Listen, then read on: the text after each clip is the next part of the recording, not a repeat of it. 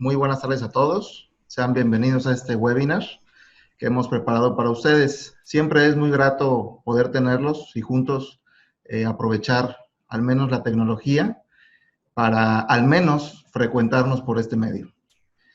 Como siempre, es un gusto tener a nuestros asesores de comercio exterior, Omar Chantiri y Luis López. Saludo a Ricardo Hernández, director de operaciones de GESEN Logistics, División Terrestre. Sean todos nuevamente bienvenidos. Disfrutan mucho el webinar que hemos preparado. Aprovechenlo al máximo.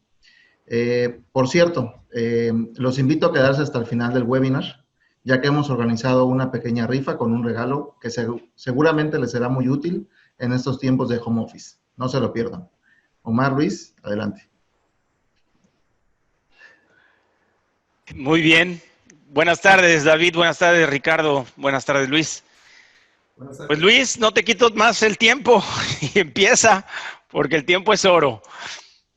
Muy bien, pues muchas gracias. Gracias, David, Ricardo, por el espacio y aquí para poder colaborar con el auditorio y platicar pues un poquito sobre algunos temas que a veces pasan de lado por la dinámica de la operación. Ahorita entraremos más a detalle y que nos parece cuando platicábamos sobre la estructura temática, pues considerábamos ponerlo sobre la mesa para efectos de levantar la banderita y que puedan llevarse al menos el día de hoy algunas recomendaciones que puedan implementar en su operación diaria, sobre todo cuando documentan la transacción de la adquisición de las mercancías que van a importar y a exportar. Evidentemente nos estamos enfocando un poquito más al tema de la importación de mercancías que sean, digamos, objeto de trato arancelario preferencial y para que podamos establecer algunas recomendaciones que no les pueda impactar a futuro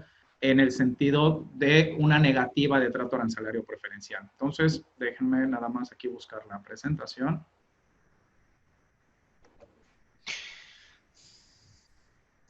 Si me permites, Luis, comentar antes Claro. mientras estás haciendo la presentación. Cuando platicábamos, Luis y yo, de los siguientes temas a exponer, decíamos que en muchas ocasiones, en múltiples ocasiones, tenemos la idea de que teniendo pues un certificado de origen o hoy una certificación de origen para efectos del TEMEC es suficiente como para decir, ya la hice, ya si toca rojo, pues bueno, aquí está mi certificado, si toca verde, pues ya seguramente nunca me revisarán. Sin embargo, lo que hemos visto y nuestra experiencia así nos lo dice es que han de alguna manera aumentado la frecuencia de revisiones por parte de las autoridades de ambos lados, sobre todo para determinar que el origen asignado a cierta mercancía pues cumpla con los requisitos determinantes del nuevo TEMEC, perdón, de los tratados, particularmente TEMEC no ha iniciado obviamente, pero sí lo vimos mucho con NAFTA Telecan, lo vemos con Europa. Me parece, y se los platicaba yo la primera vez que no tuve la oportunidad de compartir el foro con Luis, que TEMEC va a ser un ensayo muy importante, me parece, para ambos países, para ser un poquito más fiscalizadores en cuanto al origen de las mercancías y que no se estén metiendo por ahí goles al respecto de el origen. Sobre todo en los casos de aquellos productos en los que hay multiplicidad de elementos que conforman el producto final y eso pueda ocasionar a lo mejor a veces de manera intencional, a veces de manera no intencional, el conferir origen cuando no lo es, ¿no? Entonces, por eso es muy importante y consideramos que a reserva de que ya vimos la certificación de origen, Luis nos platicó de manera muy amplia el tema de los criterios a seguir para efectos de algunos sectores en lo particular. No quisimos pasar de largo el hecho de la formalización que se le debe dar a las operaciones de comercio exterior, particularmente, y ahorita nos vamos a dirigir al tema de certificación de origen, pero tiene algunas otras implicaciones que ya también Luis va a comentar. Adelante, Luis. Muchas gracias, Omar. Y digo, ahorita rescato de tu atinado comentario la parte de fiscalización. Creo que eso es algo que tenemos que tener presente hoy en día en cuanto a la importancia del tema que vamos a tocar en la sesión de hoy. Fiscalización implica no solamente llevar a cabo el ejercicio de facultades de comprobación durante el proceso del despacho aduanero, implica también llevar a cabo el ejercicio de facultades de verificación durante los 5 años posteriores a que se efectuó el despacho, pero también implica llevar a cabo por parte de las autoridades la verificación en origen, la cual, en este caso que estamos hablando del TMEC, pues hay un procedimiento específico para verificar el origen y cerciorarse que la mercancía que se declaró como originaria de la región del TMEC, pues efectivamente cumpla con las reglas de origen. ¿Y por qué consideramos que es bien importante? Pues porque no sé cuántos de los que están ahorita conectados a esta sesión, pues alguna vez les ha pasado que de repente pues les llega la información de que el que les vendió las mercancías y se las certificó como originarias en su momento de la región de Telecán, pues resulta que no pasó la verificación de origen y pues entonces lo que va a hacer la autoridad mexicana, pues sí, va a determinar una negativa de la aplicación del trato arancelario preferencial, pero va a regresar a México y va a ir sobre el importador que se benefició de ese trato arancelario preferencial para cobrarle los impuestos omitidos, ¿no? Vamos a hablar un poquito, obviamente, de esas consecuencias y las implicaciones que puede tener una omisión de contribuciones, no solamente desde la parte fiscal administrativa en cuanto al cobro que les van a hacer esas contribuciones omitidas, las multas, las actualizaciones, los recargos, sino además implicaciones que puedan llegar a ser hasta de índole penal. Entonces, creo que es bien importante tener en mente cuando hablemos de la adquisición de las mercancías o de la parte transaccional de la compraventa de las mercancías, esta parte de fiscalización, ¿no? ¿Y por qué? Porque evidentemente muchas veces pasa que en la dinámica, como mencionaba al inicio, de la dinámica de la operación diaria, a lo mejor se nos pueden llegar a escapar algunos detalles que nos tendrían que preocupar para estarlo debidamente protegidos en caso de una eventual contingencia relacionada con algún cuestionamiento en el origen de las mercancías. Entonces, pues sin más preámbulo, comenzamos con este tema de lleno. Platicamos en la sesión anterior y hacemos un resumen de ello. Pues, ¿cómo accedemos a lo que es el trato arancelario preferencial? Pues el trato arancelario preferencial al final del camino es la tasa preferencial o la tasa reducida del impuesto general de importación que le puede aplicar a una mercancía cuando entra a territorio nacional.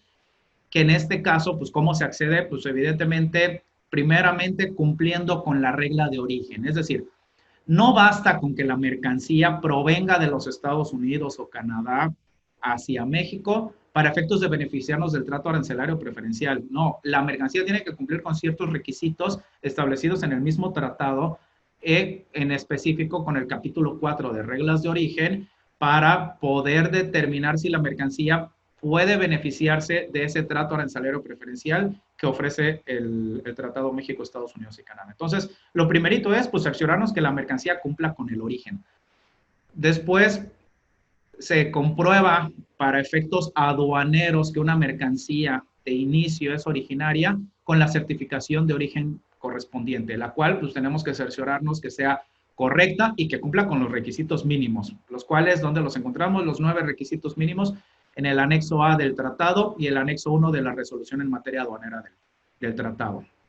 Esa certificación de origen tenemos que tenerla disponible para presentarla a la autoridad aduanera y en este caso, pues además de que sea correcta, que contenga los requisitos mínimos, pues tendrá que venir en alguno de los idiomas oficiales. Una recomendación para efectos de importaciones es que la certificación de origen venga en idioma español. ¿Por qué? Porque el mismo tratado prevé la posibilidad de que la autoridad aduanera pueda solicitar una traducción cuando tenga dudas respecto del contenido. Entonces, al haber esa posibilidad de que la autoridad aduanera detenga el embarque para solicitar una traducción, pues abre la posibilidad de que se detenga el flujo de su cadena de suministro. Entonces, la recomendación es que venga en español cuando estamos hablando de importaciones que vienen a México. Si estamos hablando de exportaciones que van a Estados Unidos, hay que emitirla en idioma inglés, precisamente para que nuestro cliente del otro lado de la frontera no sufra por esta situación de que le cuestionen la prueba de origen y pidan una traducción en ese sentido.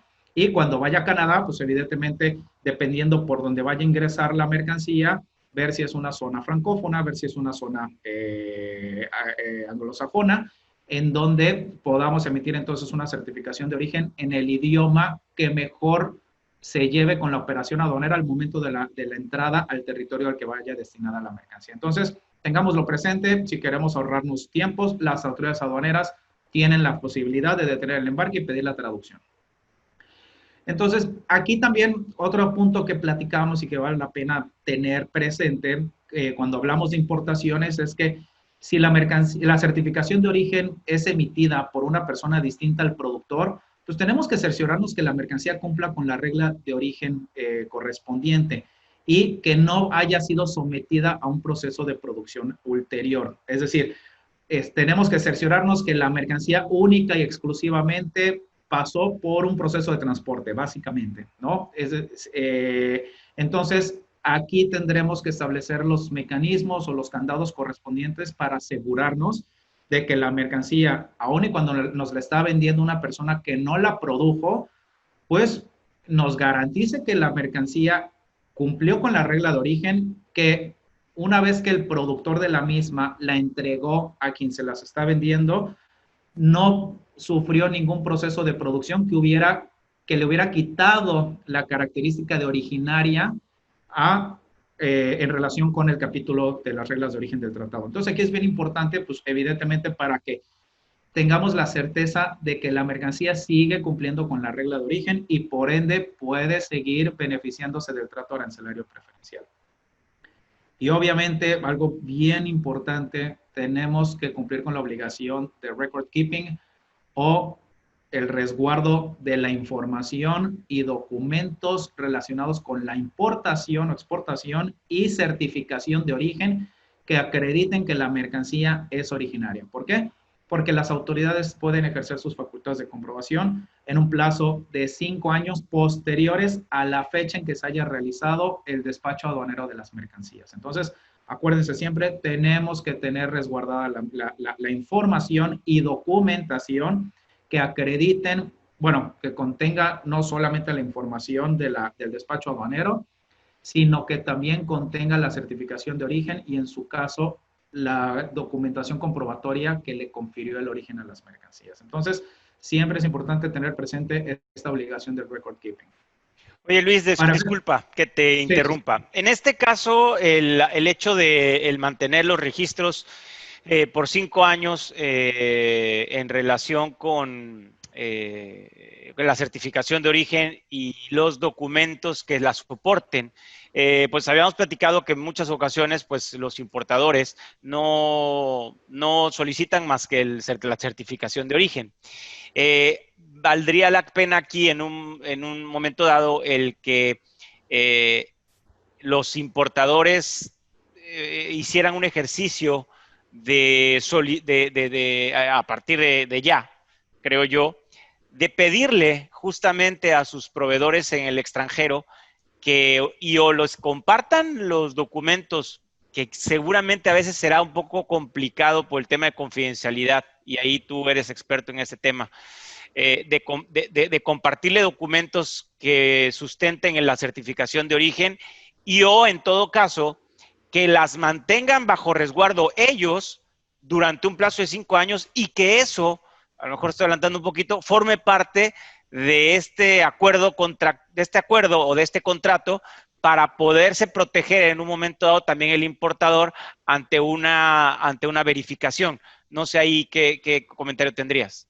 Sí, no, definitivamente. En todo proceso de compraventa de mercancías o de adquisición de las mismas, tenemos que establecer no solamente una línea de tiempo, sino una línea de acceso a información y documentación que vamos a requerir a lo largo de la relación comercial.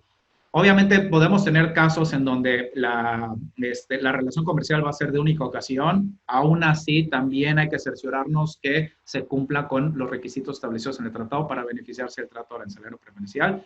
Pero si la relación está proyectada a ser a mediano o largo plazo, pues con más razón, ¿no? Entonces, de inicio, pues tenemos que cerciorarnos que nos compartan la información correspondiente para que se pueda demostrar que la mercancía es originaria. En este sentido, acuérdense, el mismo tratado establece toda certificación de origen debe tener su sustento. Desde que está señalado en el tratado, nosotros tendríamos, evidentemente, la obligación de ir un poco más allá y no quedarnos solamente en que nos diga, oye, sí, ¿sabes qué? Si es originaria, te lo juro por Diosito, que es originaria la mercancía. Aquí está mi certificación de origen y además yo la declaré bajo protesta de decir verdad. Sí, es cierto, pero eso no quiere decir que yo, que soy el que voy a importar las mercancías, no pueda sufrir un tipo de contingencia al futuro.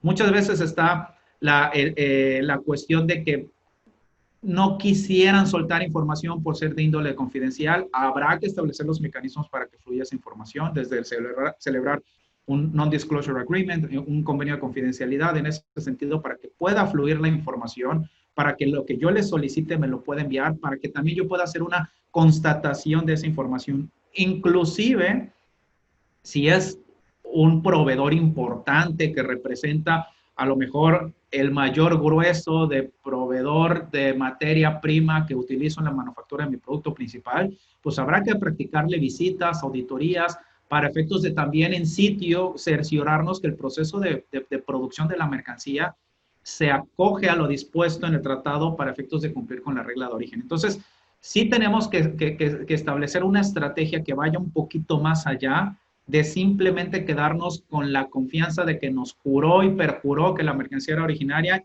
y con la certificación en origen. Ahorita lo platicaremos un poquito más a detalle en función del contrato, pero qué bueno que lo comentas, Omar, que apúntatelo de nuevo para que no se nos vaya a pasar, volver a abordarlo, porque creo que eso es clave. Muchas veces nos hemos topado con que no nos quieren compartir la información por un temor fundado a revelar algo que puede ser considerado como estrictamente confidencial por parte de nuestro proveedor. Y pues el hecho de que sea confidencial pues no quiere decir que no se los puede compartir. Hay que establecer los mecanismos para que él también tenga la confianza de que ustedes solamente lo utilizarán para efectos de comprobar el origen y que no lo utilizarán para nada más, más que para ese objetivo, ¿no? Entonces, también al final del camino, y por eso lo resaltamos en la presentación, para podernos beneficiar del trato arancelario preferencial, hay que cumplir con la regla de origen. En ese sentido, pues tenemos que conocer a detalle el proceso de producción y las materias primas utilizadas en dicho proceso. ¿Por qué? Pues digo, no solamente es necesario en algunos casos para efectos de una clasificación arancelaria, sino que en este caso, pues es lo que nos va a dictar el cumplimiento con la regla de origen para poder aplicar la tasa reducida que está contenida en el tratado. Entonces, en ese sentido hay que identificar el proceso de producción, las materias primas utilizadas, la fracción arancelaria del producto terminado, la fracción arancelaria de las materias primas utilizadas en el proceso de producción y hacer el ejercicio del cumplimiento de la regla de origen para cerciorarnos que no hay ningún tema y que se cumple con la regla de origen para efectos del tratado.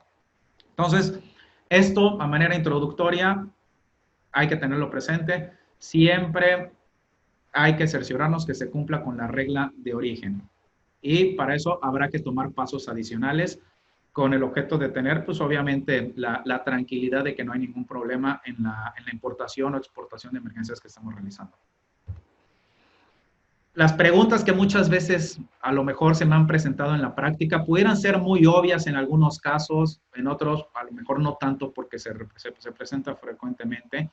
La primera es, para efectos del despacho aduanero, necesito contar con un contrato, en específico con un contrato que documente la compraventa de las mercancías, en el argot conocido como contrato de compraventa internacional de mercaderías. Lo necesito para efectos del despacho aduanero. Pues podríamos entrar en una discusión que a lo mejor más adelante es parte de esta presentación. Sí, no, la realidad es que a lo mejor nunca se ha necesitado para efectos del despacho aduanero. La autoridad aduanera nunca se los ha solicitado y pues evidentemente pues no se tiene que presentar porque nunca se los ha solicitado, pero eso no quiere decir que no se los vayan a solicitar nunca, ¿no? Entonces, Creo que es una pregunta que siempre surge. ¿Lo necesito para efectos del flujo operativo, es decir, para hacer la importación o la exportación? ¿Necesito celebrar algún documento adicional al contrato? ¿Puedo realizar la compraventa sin necesidad de celebrar un contrato? Sí, posiblemente sí. A lo mejor, si yo mando un correo solicitando una cotización, me contestan ese correo dándome la cotización.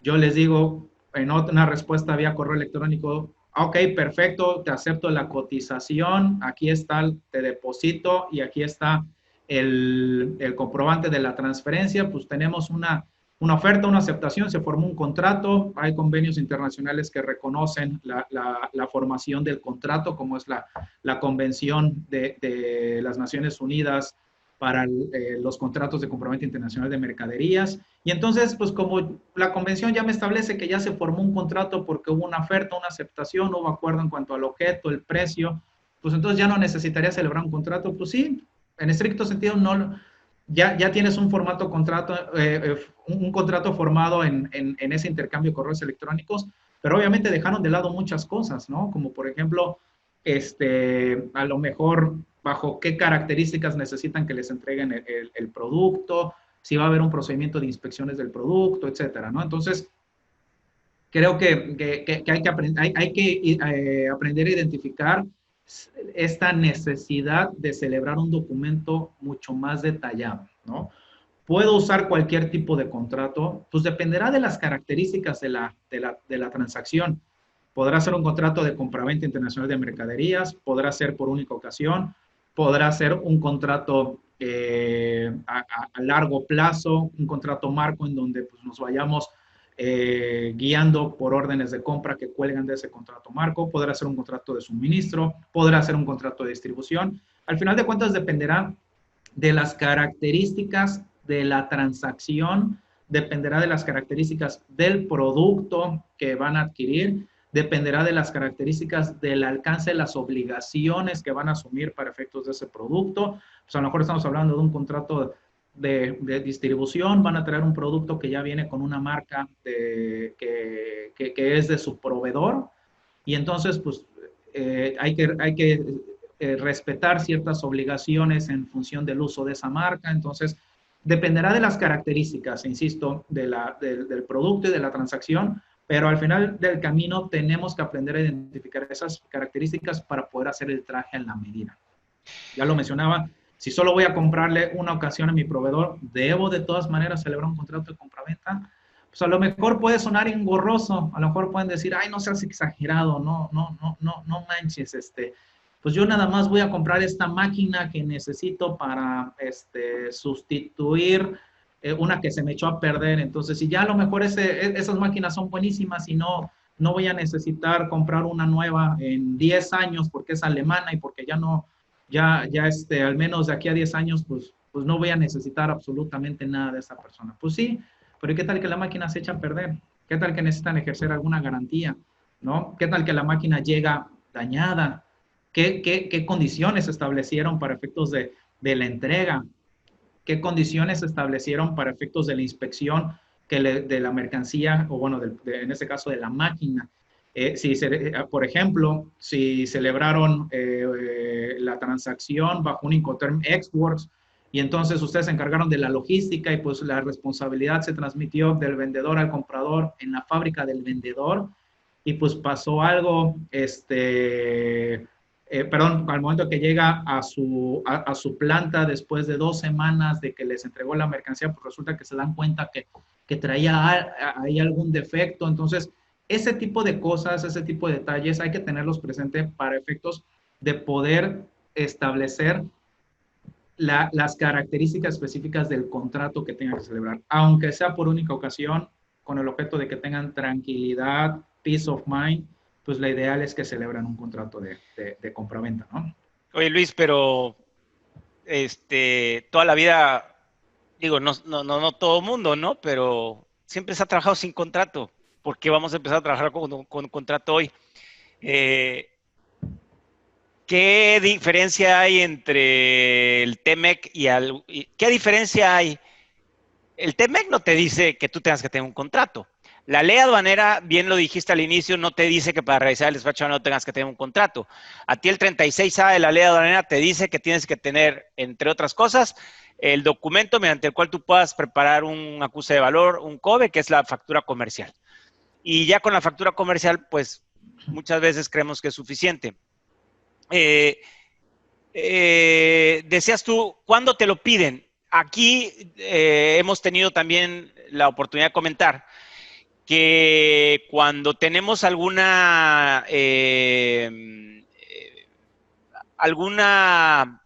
verificación, sobre todo cuando se dio la necesidad de que la agente aduanal incorporara el identificador de prueba de valor, te piden toda la información necesaria para corroborar que en efecto el valor de la mercancía declarada es el correcto. Obviamente la manifestación de valor, obviamente la factura comercial, muchas veces legalizada, que a veces la piden legalizada o apostillada, pero sí piden los contratos y piden los comprobantes de transferencia al proveedor, etcétera. Entonces, no es muy común que suceda, pero aunque la ley aduanera no te lo dice, que al momento del despacho tengas que presentarlo a la autoridad aduanera, lo cierto es que sí lo piden, ¿eh? Sí lo piden a veces. Y ahora, hacer un contrato, pues, o sea, hacer contratos, los puedo bajar contratos de internet. Y nada más ahí lo maquillo un poquito y le pongo y le quito. Y bueno, ¿qué tan dijiste al final algo de un traje a la medida? ¿Que no todos los contratos son iguales? Yo no me especializo en temas de contratación o de contratos. Sin embargo, tú y tu equipo que sí lo hacen, que de verdad no puede ser un contrato muy general. Hablábamos el otro día conforme a la Convención de Viena, ¿no? O algo así. ¿Y cuántos no hay en Internet? Te lo pregunto seriamente en el sentido de decir, a ver, tengo que invertir en un contrato elaborado y que cubra mis necesidades, o agarro cualquiera y con eso estoy más que servido. Ojo, considerando que en muchas ocasiones quien toma la decisión de realizar el contrato porque así se determinó, pues fue a lo mejor un mando medio en donde el mando superior le dijo, necesito un contrato. Y pues por quedar bien, agarró y dijo, pues te voy a dar este contrato que encontré en internet y que mira que le hice y que no sé qué. Y ahí yo ya me he tocado casos, creo que ya los he platicado, en donde incluso ponen legislación de otros países y todo, porque ni cuenta, ni leen el contrato. Eso es por un lado. Y por el otro, lo que dices tú, se ha hablado mucho sobre que el hecho de que exista una oferta de producto, haya un precio, haya un pago, y una aceptación, pues se entiende configurado el acuerdo de voluntades y se reputa como un convenio y que eso tiene validez ante los tribunales y una serie de cosas. Lo cierto es que tú le presentas correos a una autoridad aduanera o una autoridad fiscalizadora para demostrar que sí hubo un acuerdo de voluntades y todo esto, y te mandan al cuerno. A mí ya me lo han hecho y me dicen, no. Yo quiero ver el contrato porque eso, pues lo tú dices, bueno, espérame, y le sacas toda esta información y les dice, a mí no me importa, yo traigo esta lista y yo de aquí no me voy a mover, ¿no? Entonces, no sé ahí qué comentario tengas al respecto. Creo que son 3 puntos, déjame empezar por el último. No, a ver, imagínate, Omar, que tengamos que sentarnos con la autoridad aduanera para explicarle, oye, es que mira, fíjate, en términos de la Convención de Viena para los contratos de compraventa internacional de mercaderías, pues aquí dice que la oferta, la aceptación, ya se formó un contrato, ¿no? A ver, ellos no van a perder su tiempo para ponerse a revisar si efectivamente cumpliste los requisitos de la convención para ver si se formó el contrato, porque una de las cosas que regula la convención es precisamente la formación del contrato para que haya cierta certidumbre entre las partes, ¿no? Pero la realidad es que ellos te van a decir, a ver, para mí esto no es un contrato de inicio, y puede ser que estén mal, pero ellos no tienen que ponerse a revisar si efectivamente se cumplen esos requisitos. Entonces, no, ya me imagino tratar de convencerlos en ese sentido, ¿no? Y sobre todo, que perdóname que te interrumpa, como te he interrumpido durante todo este tiempo. Oye, el que ellos, los que te vienen a revisar son normalmente contadores, no tengo, insisto, nada contra los contadores, pero entonces le jalan la parte de que siempre quieren la materialidad del acto para todo, ¿no? Entonces, pues aquí la materialidad del acto de importación es el pedimento, punto, olvídate lo demás. Pero ellos vienen muy apegados con esa dinámica de auditoría, de la materialización del acto, de un contrato de prestación de servicios profesionales para haber hecho deducible el recibo de honorarios, ¿no? Y todo esto. Ya no te interrumpo más. No, está bien, digo, ahí, interrúmpeme las veces que sea necesario, pues es parte del proceso aquí de discusión. Pero fíjate que eso también va en función con lo que comentabas, de que en ocasiones resulta que a lo mejor le toca a alguien al interior de la empresa, porque así se lo instruyó su jefe, oye, pues ¿sabes qué? Necesitamos un contrato porque el contador me dijo que tenemos que tener bien documentado este pago, ¿no? Entonces, pues ahí búscate un contrato ahí que nos sirva, ¿no? Y entonces se lo mandan al contador, que digo que igual yo tengo muy buenos amigos contadores y trabajo muy de la mano también con contadores, pero evidentemente aquí esto no es su área de expertise, es lo único que van a revisar es pues que quede documentado el pago, que haya un soporte para ese pago en función de una eventual auditoría y ya. Pero no se van a meter a revisar si evidentemente el alcance de las obligaciones pues, son idóneas para la relación comercial. No se van a poner a revisar si, por ejemplo, estábamos hablando de un producto que requiere una autorización sanitaria, a lo mejor estamos hablando de un medicamento que requiere un registro sanitario y para poder obtener el registro sanitario necesitas que tu contraparte te provea cierta información y cierta documentación que vas a tener que someter a la autoridad sanitaria. Y entonces, ¿qué pasa si el día de mañana la autoridad sanitaria te exige información adicional a la que ya te pasaron y el contrato no dice nada? Y el proveedor en el extranjero ya no te quiere pasar esa información. Bueno, ese tipo de cositas son las que tenemos que tener en contexto para que la relación fluya, ¿no? Evidentemente aquí lo que nos interesa es un tema de prueba de origen, pero también hay que verlo de manera muy amplia, muy horizontal, para identificar todas esas necesidades, ¿no? Ahora, termino con el último punto, que era el primero que habías mencionado, que es, ¿qué nos dice la ley aduanera en relación al contrato? Sí, sí, es cierto, el 36A te dice, más bien, no te dice expresamente que necesitas presentar un contrato para efectos del despacho aduanero, pero te vas al 59, fracción 3 de la ley aduanera, o te vas al 81 del reglamento, y sí te habla, para efectos de valoración aduanera, que tienes que, la obligación, porque utiliza la palabra deberá, debes, que se entiende como obligación, entregar el contrato a tu agente aduanal para efectos de que se pueda comprobar el adecuado valor de las mercancías.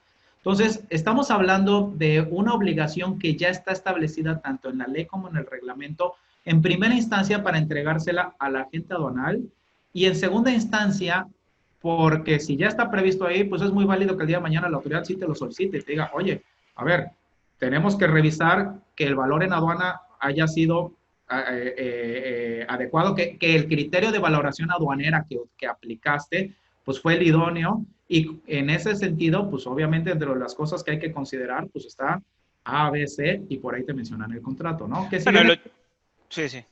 pero que si bien es cierto que a lo mejor el 81 todavía no entra en vigor porque no se ha publicado, de acuerdo al último al transitorio de las últimas reglas, dice que va a entrar en vigor 30 días posteriores a que se publique el formato de la manifestación de valor en ventanilla digital, pues ahí está, o sea, ya está latente, o sea, está a punto de cristalizarse finalmente esa obligación de tener que tener un contrato que documente claramente la transacción y que se relaciona con el valor de las mercancías para efectos del criterio de valoración y obviamente pues para el pago de los impuestos de importación, ¿no? Pero perdón, ibas a decir algo más. Sí, justamente esto, ¿no? De que el 81, pues bueno, todavía no entra en vigor, entonces, pues vamos, siempre le pegamos le apostamos a la prórroga, ¿no? No, pues no va a salir, no va a salir, no va a salir, pues ya lleva varios años que no ha salido, entonces no tarda, pero definitivamente el 59 te lo da como una obligación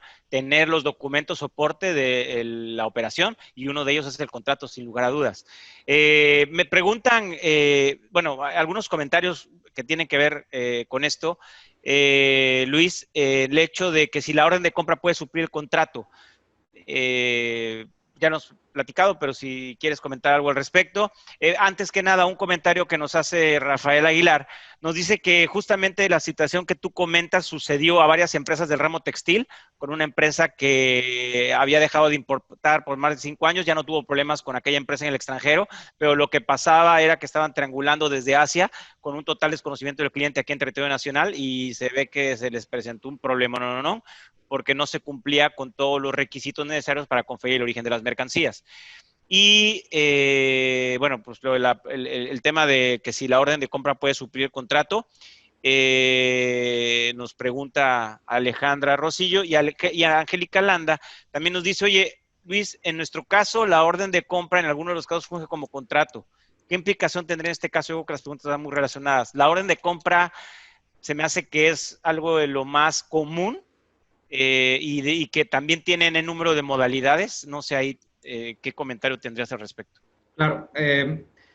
Sí, una orden de compra, pues al final de cuentas ustedes se la mandan a su proveedor al extranjero y le dicen, oye, quiero tantos productos, los necesito para tal fecha, dime si sí me los puedes surtir, les dicen que sí, y pues les dice, me vas a pagar tal cantidad. Entonces sí, en términos del derecho internacional, si lo quieren ver de alguna manera, sí se forma un contrato.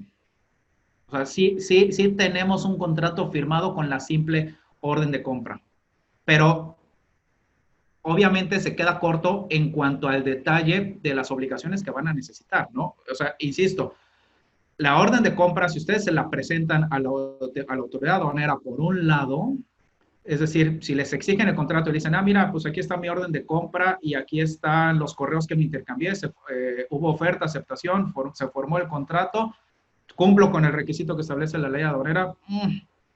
A ver, desde la parte del derecho internacional, desde la parte del derecho doméstico, porque, por ejemplo, la convención tiene aplicación directa en el derecho mexicano. Sí tienes un contrato formado, pero yo les sugeriría, tratemos de evitarnos ese tipo de cuestiones. Pueden seguir operando bajo un tema de orden de compra. Yo lo que les sugeriría es celebren un contrato marco de suministro, si es un producto que les van a estar suministrando constantemente. Habrá que ver qué características específicas se tiene en la transacción, en el producto. Se hace un contrato marco a la medida, que es un contrato de suministro, un contrato de distribución, dependiendo el tipo de relación comercial. Y se establece que pues, es una relación a largo plazo, que los pedidos se irán pidiendo vía órdenes de compra que tendrán que cumplir ciertos requisitos como el producto, la cantidad de producto, el domicilio de entrega, etcétera. Y entonces sus órdenes de compra cuelgan de ese contrato marco. Entonces ahí sí, el día de mañana presentan su orden de compra, presentan su contrato, que es el que le dio vida a esa orden de compra, y no solamente cumplen desde la perspectiva, digamos, del derecho aduanero mexicano para efectos de la valoración aduanera, sino también cumplen para poder estar bien protegidos, porque si el día de mañana hay que hacerle algún tipo de reclamación a su proveedor, pues lo primero que vamos a hacer es irnos al contrato y vamos a ver qué dice el contrato, vamos a ver qué dice en cuanto a si a mí me mandó un producto y no cumplió con las especificaciones del producto, ¿qué procedimiento voy a seguir? ¿No? Le voy a tener que mandar la evidencia de que no cumplió con las especificaciones, cuánto tiempo tiene mi proveedor para responderme, cuánto tiempo tendrá en su momento para sustituirme el producto, si me lo va a sustituir sin precio, ¿no? Entonces, creo que tenemos que pensar, sí, por un lado, en poder cumplir con el tema aduanal, pero también para tener la tranquilidad de que el día de mañana a lo mejor no estoy yo que negocié el contrato, hablando a lo mejor del área de compras de la empresa, a lo mejor no está la encargada de compras que negoció el contrato porque se fue de luna de miel, o el encargado de compras se fue de luna de miel y entonces la persona que está ahí sustituyéndolo pues no tiene toda la historia de esa negociación y se fueron a las Islas Fiji y no tienen internet para que los localicen, etcétera. Pues lo primero que vamos a hacer es, vamos a ver qué dice el contrato, la letra del contrato. Ahí nos vamos a enterar de qué fue lo que pactaron las partes. Entonces creo que hay que verlo desde esa perspectiva. Yo espero que haya podido responder estas dos dudas. Si sí, no, una última duda nada más, yo creo que sí queda claro. Oye, ¿y en qué idioma? a ver, lo idóneo es que se celebre en inglés y español. A doble columna, ¿no? Doble columna en inglés-español, cuando estemos hablando evidentemente de un producto que nos va a suministrar alguien de un país que no habla español, y evidentemente vamos a tener que entablar la negociación en idioma inglés. Entonces, en ese sentido, lo ideal sería que se establezca en inglés y español, para efectos de que el día de mañana, si nos lo pide la autoridad, pues ya lo tenemos a doble columna. Ahora, Claro. también hay que ser realistas. Puede ser que se presente la problemática de que nos diga nuestro proveedor, oye, a ver, yo no le entiendo a la parte español, no te lo voy a firmar a doble columna. Entonces, pues la sugerencia sería, en ese caso, si es necesario, traducir el contrato para que tengan una traducción a la mano de ese contrato, por si se los llegan a pedir. Pero aquí sí necesitaríamos la traducción autorizada por perito, ¿no? En caso de que lo solicite la autoridad. Definitivamente, la autoridad se los va a pedir traducido por un perito para efectos de tener la validez correspondiente para ofrecerlo como prueba en algún procedimiento, ¿no? De acuerdo. Entonces, pero bueno, vamos brincando obstáculos. Yo ya no me preocuparía tanto por la traducción. Si ya tengo un contrato firmado, pues lo de menos es en un momento dado lo traduzco, ¿no? Pero ya tengo algo ahí de lo cual me puedo agarrar si el día de mañana tengo que reclamarle a mi proveedor, ¿no? O si tengo que presentárselo a la autoridad. Entonces, en ese sentido, pues, en cuanto a recomendaciones, pues, en cuanto a las preguntas, ¿se debe contar con un contrato? Pues sí, la sugerencia es que se celebre un contrato, entre otros, pues por muchas cuestiones. La primera, genera certidumbre entre las partes. ¿Por qué? Porque se van a establecer los derechos y obligaciones de cada una. Ya lo decíamos, el precio y forma de pago, el plazo de entrega, el Incoterm aplicable para efectos de la transmisión del riesgo. Para efectos también, muchas veces brincan, oye, es que ¿en qué momento la mercancía pasa a ser propiedad mía? Ahí, por ejemplo, la Convención de Viena no nos dice nada. Entonces, en el mismo contrato nosotros podemos establecer en qué momento ya se da la transmisión de la propiedad. Y la transmisión de la propiedad muchas veces, obviamente, se establece que es desde el momento en que se liquida el precio de la mercancía, ¿no? Pero entonces eso también nos sirve porque en algunas ocasiones llega a surgir la problemática de que en qué momento se transmitió la propiedad, ¿no? Los Incoterm nunca nos hablan de propiedad, de en qué momento se transmite la propiedad, siempre nos hablan de la transmisión del riesgo. Entonces, ¿eso dónde lo vamos a encontrar? Pues evidentemente lo podremos detallar en nuestro contrato, ¿no? ¿Qué podremos también establecer en nuestro contrato? Garantías. A ver, definitivamente algo indispensable es la garantía respecto del producto. Que mi producto una vez, bueno, garantías e inspecciones, que el producto una vez que yo lo reciba, pero que yo lo reciba en mis instalaciones, regreso al ejemplo del Incoterm Exburgs. Al final del camino, el vendedor cumplió con entregarle la mercancía al comprador cuando se lo entregó al transportista designado por el comprador. Y ahí muere ya la obligación del vendedor en ese sentido en relación con la logística del producto. Pero obviamente el transportista pues no va a llevar a cabo la revisión o la inspección del producto. Puede ser que sí inspeccione nada más para que venga en buenas condiciones, bien embalado, bien empaquetado, etcétera. Pero pues a lo mejor estamos hablando de una materia prima que requiere un análisis de laboratorio.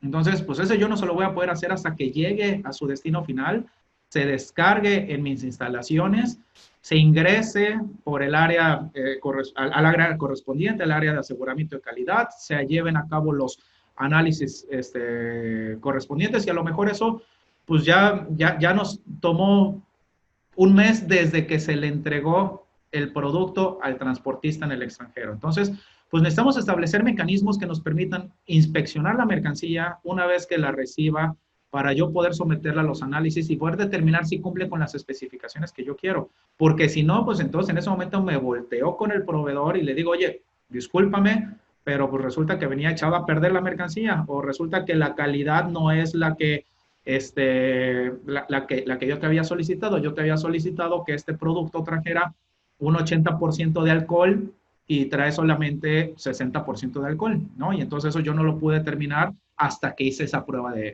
o ese análisis de laboratorio. Entonces, es bien importante establecer ese tipo de cuestiones en el contrato. ¿Qué más? Auditorías. Poder, el día de mañana, si es necesario, ir y auditar a mi proveedor, que me permita el acceso a sus instalaciones, que me permita el acceso a revisar la información, la documentación relacionada con el proceso productivo de ese producto. ¿Por qué? No solamente por un tema de origen, a lo mejor estamos hablando de un producto cuyas características pues resulta que tiene que ser sujeto de inspección incluso por una autoridad mexicana. Vamos a hablar de un procedimiento de infracción de patente, en donde resulta que alguien que tiene una patente aquí en México inicia un procedimiento de infracción porque tiene una patente de proceso. Y entonces hay que revisar el proceso con el que se fabricó esa mercancía. Y pues ni modo, tenemos que ir al extranjero para revisarla. Y entonces necesitamos que nuestro contrato establezca esa posibilidad, pues para que me puedan abrir las puertas y no me quieran decir, no, a ver, yo no te voy a permitir que puedas entrar a mi planta porque pues no me gusta recibir visitas, ¿no? Entonces, eso tenemos que tenerlo claro y bien detallado en el contrato. Y pues obviamente en el tema que nos atañe para efectos del origen, si necesitamos confirmar que la mercancía es originaria del país que se dice ser originaria, pues tenemos que tener la posibilidad de ir a revisarlo para revisar la información, documentos, proceso productivo, materias primas, etcétera, ¿no? Derechos de propiedad intelectual pueden ser relacionados con derechos en relación con una invención, con una protección a través de una patente, pueden ser derechos a lo mejor por un signo distintivo, por un registro marcario. Entonces, se tiene que establecer el adecuado uso de esos derechos y cómo se podrán en un momento dado ejercer. Algo bien importante también, el derecho aplicable y foro de solución de diferencias. Es decir, ¿qué pasa si el día de mañana hay una disputa entre las partes y esa disputa nunca se pudo resolver de manera amigable entre las partes? Pues ni modo, pues entonces vamos a tener que ejecutar el contrato, el cumplimiento de la obligación, y pues para eso pues tendremos que establecer bajo qué derecho se regirá el contrato y en dónde se dirimirá la controversia, ¿no? Puede ser ante las cortes de un país en particular o a lo mejor constituyendo un tribunal arbitral para efectos de que se someta a arbitraje la disputa, ¿no? Pero esto también es bien, bien importante para que haya certidumbre entre las partes. Para efectos del despacho aduanero, el contrato, eso es lo que platicábamos, forma parte de la información y documentación necesaria para acreditar el valor de las mercancías. Era lo que platicábamos en cuanto a los artículos 59, fracción 3 de la ley aduanera y 81, fracción 7 del reglamento. Oye, Luis, nos pregunta Rafael Aguilar, dice, ¿el contrato marco que mencionas es suficiente también para cumplir con la certificación de origen, además de otros aspectos? No sé si Rafael aquí está pensando en una certificación en un contrato que lleve incluida la certificación de origen. Bueno, a ver, voy a separarlo en dos partes. La primera, el contrato no nos sirve para efectos de la certificación de origen porque la certificación de origen tiene que cumplir con los requisitos establecidos en el tratado y en la resolución en materia aduanera. Para lo que sí nos puede servir, y eso es parte de lo que ahorita vamos a revisar en las siguientes diapositivas, es para establecer, evidentemente, qué requisitos tendrá que cumplir la certificación de origen que emita su proveedor en función de esa mercancía. Entonces, ahí se podrá establecer alguna cláusula en ese sentido para decir, a ver, la certificación de origen tendrá que cumplir siempre con los requisitos establecidos en el tratado, ¿no? ¿Por qué? Porque a lo mejor no vaya a ser que su proveedor se ha despistado y resulta que de los 9 requisitos, pues les manda una certificación de origen que solamente trae 8, ¿no?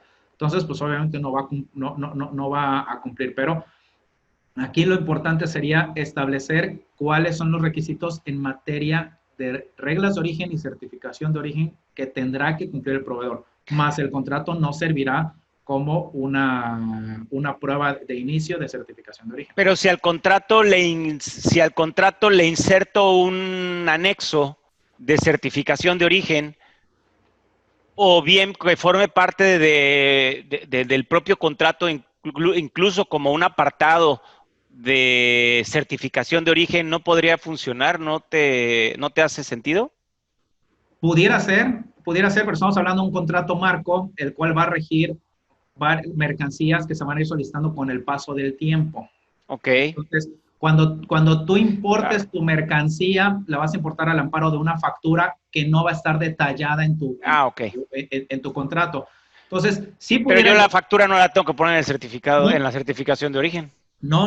Lo idóneo sería nada más que la tuvieras bien relacionada para efectos de evitar cualquier confusión con la autoridad y tener que ponerte... O sea, si se pudiera diseñar algo como para tener un contrato plus certificación de origen Sí, y más órdenes de compra y ¿no? A lo que voy es, yo lo que entiendo es que Rafael lo que dice es, pues de una vez vamos a agarrar un solo documento. Claro, el contrato está firmado por ambas partes. El caso particular de la certificación de origen va a estar firmado por exportador o productor y el sí, certificador, ¿no? y sí pudiera llegar a volar, a lo mejor si se cumplen, si se cuida con mucho detalle la información contenida en la certificación de origen, descripción de producto, código de producto, todo lo que te permita ligarlo al producto que vas a importar. Fracción arancelaria, etcétera. Vigencia, evidentemente. Acuérdense que la Vigencia, certificación de claro. origen tiene una vigencia específica. La leyenda esta sacramental que hay que poner al final. Exacto. Entonces, sí pudiera en un momento dado volar, cuidando obviamente muchos detalles alrededor de esa certificación. Pero bueno, de acuerdo. Sí puede ser una buena idea para efectos de también facilitar el flujo operativo. Bueno, una pregunta que seguramente a lo mejor muchos han de tener en este momento, oye, pues a lo mejor no tantos porque lo hemos ido tocando, pero pues, ¿qué relación tiene con la prueba de origen o certificación de origen el contrato? ¿No? Bueno, de inicio, vamos a regresarnos a la parte que decíamos. En toda relación comercial siempre va a haber un intercambio de información confidencial. Y en ese intercambio de información confidencial, pues tenemos que tener la certeza de que ambas partes van a estar protegidas. No solamente la información que me va a pasar a mí, mi proveedor, sino también la información que yo le pueda pasar. Entonces, de inicio hay que celebrar un convenio de confidencialidad que le dé tranquilidad a las partes de que la información que se intercambien va a estar debidamente protegida, ¿no?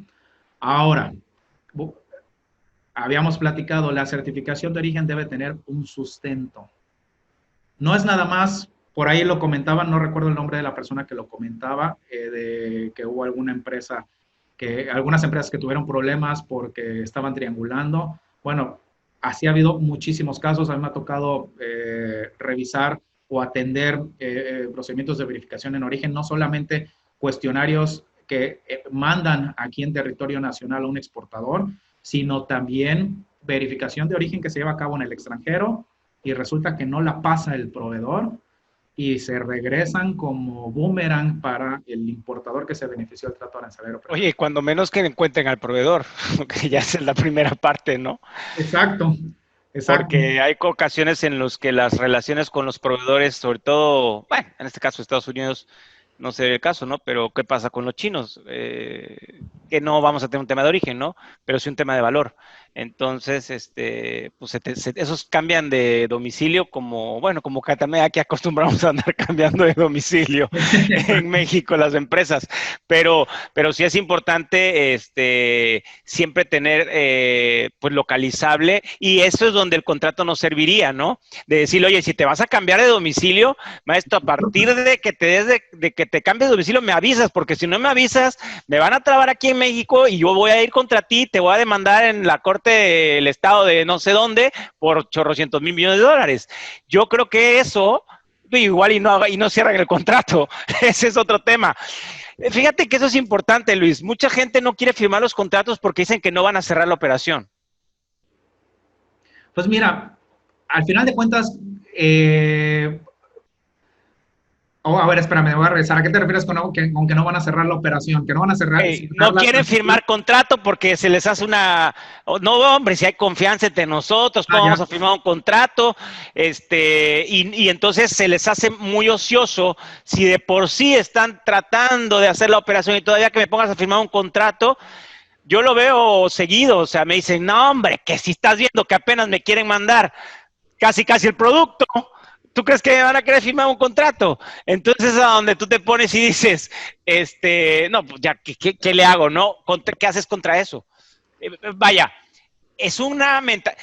Ojo, porque yo creo que porque somos medio blandengues en ese sentido aquí en México, pero yo me pongo a negociar con empresas, por ejemplo, entre Estados Unidos y Turquía o entre China y los ingleses y firman sus contratos. Bueno, los chinos se complican, pero nosotros aquí como que nos las llevamos tranquilos, no, pues no pasa nada y la orden de compra y te la venden así. Obviamente es mucho más fácil.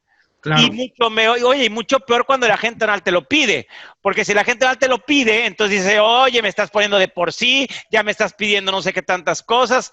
No estoy hablando ni bien ni mal de los agentes aduanales, estoy hablando de lo que yo veo en N número de agentes aduanales en las que tengo la oportunidad de trabajar, en donde dicen, oye, es que apenas si me dan la información a cuentagotas, ¿tú crees que ahora pidiéndoles el contrato? Y digo, pues es que no es que quieran, ahorita ya no va a ser que quieran, ahora va a ser porque es a fuerza, porque el 81 te lo va a requerir. Y dicen entonces, oye, entonces ahora yo voy a tener que revisar los contratos de mis dicen los agentes aduanales, oye, yo voy a tener que revisar los contratos de mis clientes. No, eso no dice el 81. Dice que los tienes que conservar. ¿Y qué responsabilidad? Nos vamos a meter en ese asunto ahorita, pero yo creo que sí somos ahí medio flojonones ahí en el tema de querer firmar los contratos, pero de verdad, el discurso siempre es, no, si le pido que firme un contrato, no vamos a hacer la operación. Sí, pues fíjate que ahí tienes un punto. Este es un tema que me toca ver del día a día, de todos los días, y me toca negociar contratos con empresas en distintas jurisdicciones. Y te puedo decir, Unión Europea, muchos lados, Asia, Corea del Sur, Japón, sobre todo China e India. La realidad es que sí, evidentemente, dependiendo de la jurisdicción, vas a tener un tipo de negociación diferente. No es lo mismo, y lo digo como es, no es lo mismo negociar con alguien en el Reino Unido, con un alemán, que con una empresa en la India. Son más duros que tú y que yo. Y mira que nosotros somos duros, pero son durísimos. Pero lo que sí logro ver es, la mayoría de las veces, como ellos son los proveedores, o sea, a ellos les interesa celebrar el contrato. ¿Por qué? Porque muchas veces les da certidumbre a lo mejor a mediano plazo de que tú les vas a pedir el producto, te establece a lo mejor un tema de compra mínima. Entonces, sí creo que a lo mejor tenemos que cambiarnos ese chip porque al menos de lo que a mí me toca ver, en otras jurisdicciones están mucho más acostumbrados a celebrar el contrato para amarrar no solamente la venta en ese momento, sino a largo plazo, ¿no? Entonces, sí es un tema, pero que al final del camino tenemos que cambiarnos esa, no quiero decir mentalidad, yo creo que esa forma de operar o forma de trabajar, pensando en que sea lo más, que sea lo idóneo para la empresa, ¿no? Para mí y sobre todo para la empresa, y en aras también de tener una buena relación comercial con nuestros proveedores, ¿no? Ok.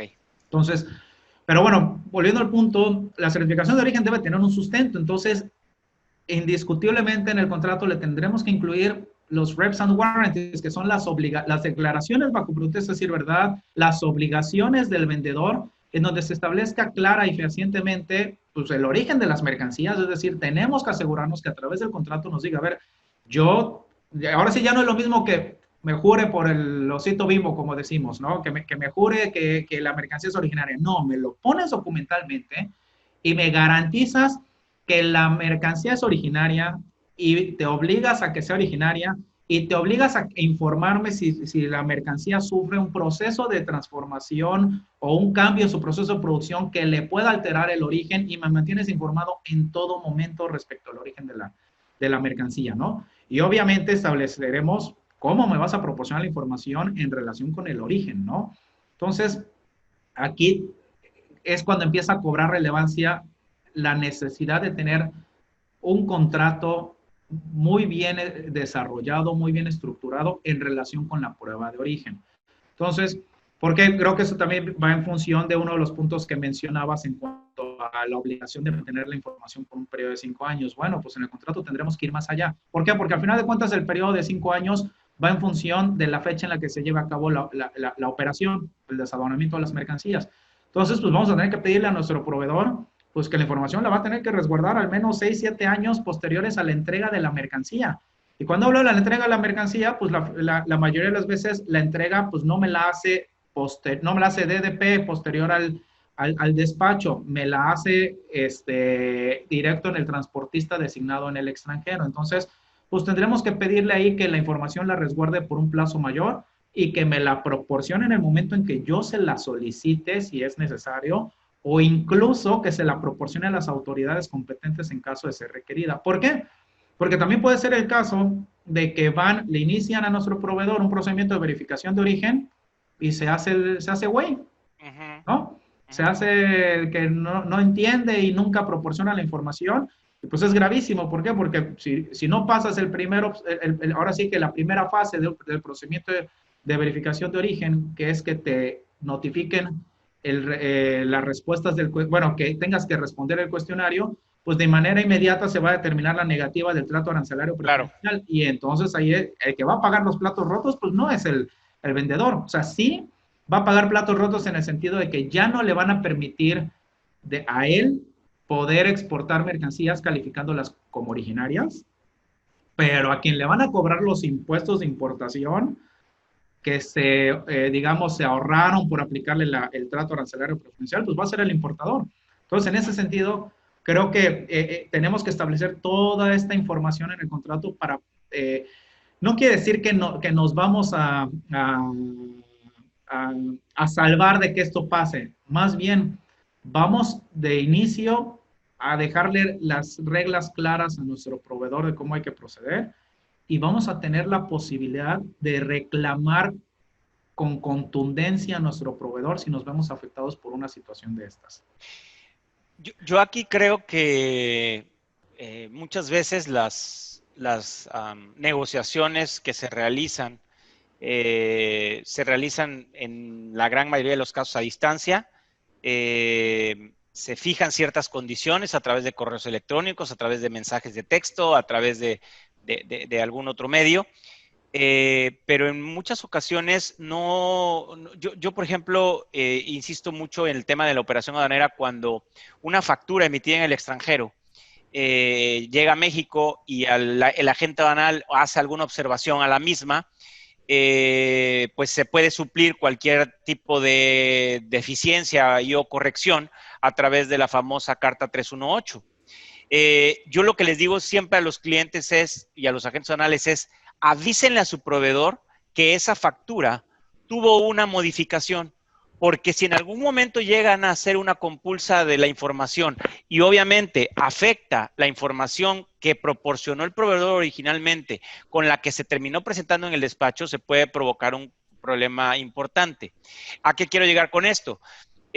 Siempre mantener informado también al proveedor de que el proveedor lo sabe en teoría, pero de que puede llegar en un plazo de 5 años, o a lo mejor más, no lo sabemos, una verificación por parte del gobierno mexicano a través de sus embajadas o consulados, y que tienen que estar pendientes de poder proporcionar toda la información necesaria para salvaguardar los intereses de los importadores.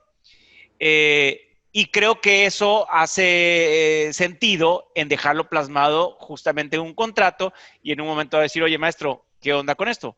O sea, aquí estaba el contrato y tú no me hiciste caso de lo que te dije, que puede no hacerte caso que haya contrato o no haya contrato, ¿verdad? Pero otra cosa importante: ¿qué pasa cuando emiten una prueba de origen y a los 2, 3 años la empresa desaparece? Creo que también eso debería... desaparece la empresa no porque, o sea, desaparece porque fue liquidada en el extranjero, por lo que tú quieras. Me parece que ahí sí debería de haber algo que diga: oye, ya me voy, ya me voy a dedicar al campo, ya me voy a jubilar, voy a cerrar la empresa. Una es: aquí están todos los documentos con los que sustenté tu prueba de origen. Otra, ahí hay una bodega en donde va a estar todo, pero creo que son las cosas que se deberían de tomar en consideración. Sí, no, definitivamente. Y de hecho, en estricto sentido, todos los contratos deben establecer no solamente que haya un proceso formal de notificación entre las partes para notificarse cualquier situación de relación con el contrato, la relación comercial, que haya una notificación para cambio de domicilios. Hace rato lo mencionabas y sí, efectivamente en los contratos siempre se establece, a ver, si te vas a cambiar de domicilio, me avisas con al menos 15 días de anticipación al cambio de domicilio para efectos de, no solamente que yo sepa, sino también para efectos de saber de dónde te voy a notificar ahora cualquier situación del contrato, si es necesario hacerte una notificación personal, ¿no? Otra cuestión es en qué casos se va a terminar el contrato, ¿no? Obviamente pues, se puede terminar por una cuestión de incumplimiento que no fue subsanado por la parte que incumplió, pero también se podría terminar por un tema de bancarrota o por una cuestión de desaparición de la empresa, ¿no? Y entonces ahí ya el procedimiento se termina en automático. En el momento en que tú vayas a aplicar para una bancarrota, me tienes que informar inmediatamente para efectos de que entonces tomemos las medidas correspondientes para que se termine el contrato, para que me hagas entrega de la información que yo necesite, para que saldemos cuentas, lo que sea. Pero sí, todo eso se tiene que prever en el contrato para que haya claridad en cómo proceder, ¿no? ¿Por qué? Porque me voy a regresar un poquito. ¿Qué pasa si tu relación, aunque llevas una gran relación por 5 años, pero siempre ha sido basada en órdenes de compra, pues ¿qué pasa si se te presenta uno de estos supuestos? Pues no vas a saber qué hacer, ¿no? Claro. A lo mejor la instrucción de proceder de esa manera vino de arriba. Y entonces la persona que está abajo y que tiene que lidiar con el día a día de la operación, pues no va a saber nada, porque a lo mejor esa persona ni siquiera estaba cuando se negoció el contrato 5 años atrás, ¿no?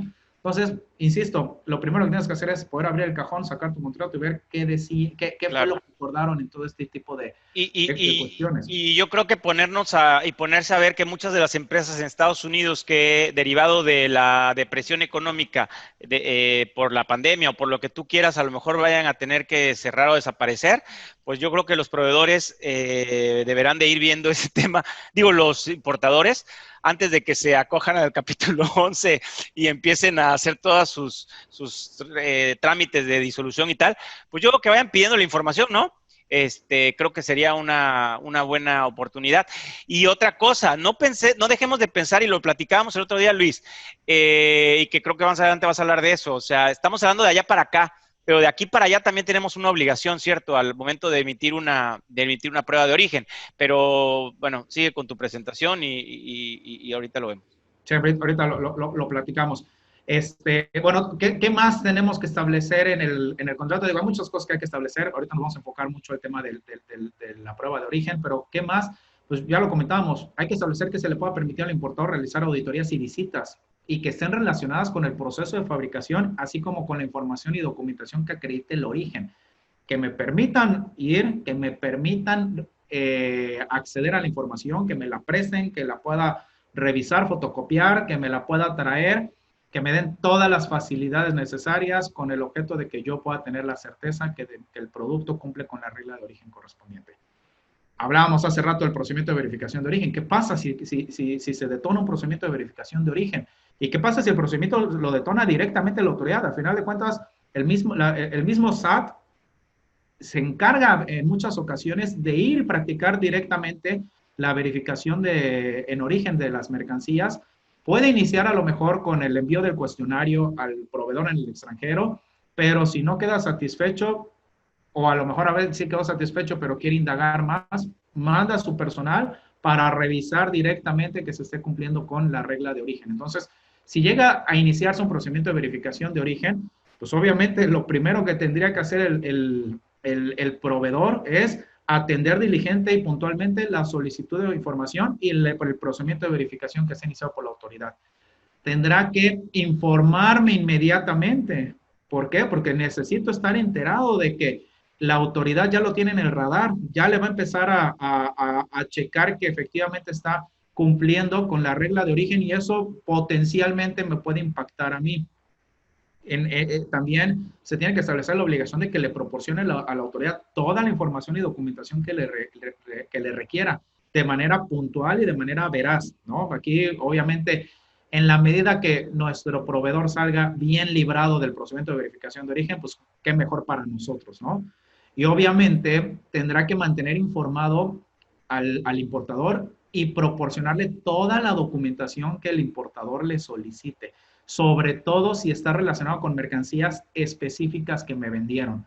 Entonces, tenemos que dejar abierta la puerta para poder colaborar en ese sentido y que el flujo de información pueda ser puntual, que no, que no haya obstáculos en cuanto al flujo de información, para que también nosotros, a ver, como hacemos coloquialmente, pues si tenemos que irle midiendo el agua a los camotes, pues se lo vamos midiendo desde el inicio, ¿no? O sea, si a lo mejor yo me puedo adelantar para ir revisando, pues a ver cuántas importaciones hice con ese proveedor, cuál fue la diferencia del impuesto de importación, hubo una cuota compensatoria que exenté con, la certificación de origen o no, o sea, para ver de qué tamaño puede llegar a ser la contingencia si le niegan el trato arancelario preferencial. Entonces, pues prefiero enterarme desde antes para ir tomando las medidas correspondientes a que de repente me llegue la notificación del SAT para hacerme la auditoría correspondiente y en un momento dado que me finquen el procedimiento de contribuciones omitidas o en su caso las multas correspondientes, ¿no? Que hoy en día, como está operando la autoridad, eso es lo de menos, ¿eh? O sea, si todo quedara en una cuestión económica, ahorita platicaremos, pues no hay, pues por lo menos ya le mides el agua a los camotes en ese sentido, generas un fondo de contingencia, si es que puedes, y vámonos, ¿no? Le harás frente a la situación. Pero hay que establecerlo y hay que dejarlo documentado para que el proveedor pueda atenderlo adecuadamente. Ahora, bien importante, ¿qué pasa si no acreditan? ¿Qué pasa si no le proveen la información a la autoridad? ¿Qué pasa si no pasan satisfactoriamente el procedimiento de verificación de origen? Pues es inevitable que yo como importador de esas mercancías voy a sufrir un daño. Entonces vamos a tener que establecer en el contrato la obligación del proveedor de que me saquen paz y a salvo de cualquier contingencia y además que me repare los daños y perjuicios derivados de la negativa del trato arancelario preferencial. Si se dan cuenta, todo se liga. Si en el contrato yo le establecí que se obligaba o me manifestaba que la mercancía era originaria, que se obligaba a cumplir con el origen en todo momento del tratado, que iba a hacer todo diligentemente para siempre mantener el trato arancelario preferencial, pues el día de mañana incumple eso, pues entonces yo voy a poder voltearme con él y decirle, oye, ¿sabes qué? Vino el SAT a cobrarme 10 millones de pesos, 15 millones, lo que sea que me vaya a cobrar, y pues ahora tú me habías dicho que la mercancía era originaria y resultó que no era originaria, pues ahora me pagas todo esto, ¿no? Ha habido casos en los cuales el importador no puede hacer nada en ese sentido, digo, no nada, obviamente es más complicado, pero de manera inmediata no está tan claro el proceso para el importador porque no tenía celebrado un contrato en ese sentido, ¿no? Entonces, aquí es cuando empieza a cobrar relevancia el documentar la relación comercial en función con la prueba de origen. Ya lo mencionábamos, ¿qué pasa si se niega, si se determina la negativa del trato arancelario preferencial? Pues tenemos... Perdón, Luis, antes de que entres a este punto. Sí. Pregunta Rafael Aguilar, si como en el caso de Comunidad Europea, ¿existe algún tipo de número exportado autorizado y tal para TEMEC? Tengo entendido que no. No, al día de hoy no. Solamente el tema de la certificación de origen, que pues al final del camino es más light el proceso de certificación de origen, porque ya no hay formato y se puede establecer en cualquier documento comercial, siempre y cuando sea emitido en un país parte del territorio, ¿no? Exacto. ¿Algún otro comentario? No. Te di oportunidad para que tomaras agua. Sí, muchas gracias, ya me hacía falta. Es que no me habías interrumpido. No. Entonces, ahora sí me había quedado con la boca seca. A ver. Entonces, ¿qué pasa si se determina, al resolverse el procedimiento de verificación de origen, qué pasa si se determina la negativa de trato arancelario preferencial? Pues ahí sí, agárrense. Agárrense, ¿por qué? Porque lo primero, me van a venir a cobrar, el SAT me va a venir a cobrar los impuestos que no se pagaron. ¿Por qué? Porque se aplicó un arancel preferencial y a lo mejor la mercancía sin ese arancel preferencial hubiera pagado un porcentaje más elevado. Entonces, de entrada, me van a cobrar el impuesto general de importación que hubiera dejado de pagar. Me van a cobrar el diferencial con el impuesto al valor agregado. Me van a cobrar a lo mejor un diferencial con el derecho de trámite aduanero. Y decía, si en un momento dado, por la certificación de origen correspondiente, exenté el pago de una cuota compensatoria, o más bien se comprobó el origen para efectos de la no aplicación de una cuota compensatoria, pues me van a venir a cobrar también la cuota compensatoria, ¿no? Y al final de cuentas, acuérdense que todos estos impuestos forman parte del valor en aduana de la mercancía, entonces, pues ahí les cuento. Ahora, esto va a ser con base en las importaciones que yo haya hecho de 5 años para acá, de 5 años para la fecha en la que me quieran venir a cobrar. Entonces, pues habrá que, como les decía, irle midiendo el agua a los camotes. Habrá que hacer el cálculo para ver esas contribuciones que sometieron, pues cómo fluctúan en función de la actualización correspondiente y los recargos. Y además hay que considerar las multas. ¿En qué sentido? Pues bueno, la multa que puede ser del 130 al 150% de los impuestos que se hayan omitido, o del 70 al 100% del valor de las mercancías si se omitieron cuotas compensatorias. Eso es solamente desde la parte de la carga fiscal, si lo quieren ver de alguna manera. Ahora, por otro lado, esto nos puede configurar, ¿sí? Antes de que entres a un tenebroso y escabroso tema de índole penal. Una certificación de origen es responsabilidad de quien la emite, el que se encuentre debidamente requisitada y que tenga un sustento. Me refiero al certificador, al exportador o al productor. Y dentro de 3 años al importador, ¿no? 2 y medio, 3 años, no me acuerdo cuál. 3 años, me parece. 3 años, por la reserva 2024, sí, exacto, creo que sí. Ahora, yo teniendo certificación de origen, teniendo sustento y teniendo, pues, bien analizada mi operación, que según los registros, todo lo que tú quieras, se encuentra sustentada mi prueba de origen o mi certificación de origen, ¿hasta dónde el agente aduanal tiene responsabilidad en este aspecto? Porque yo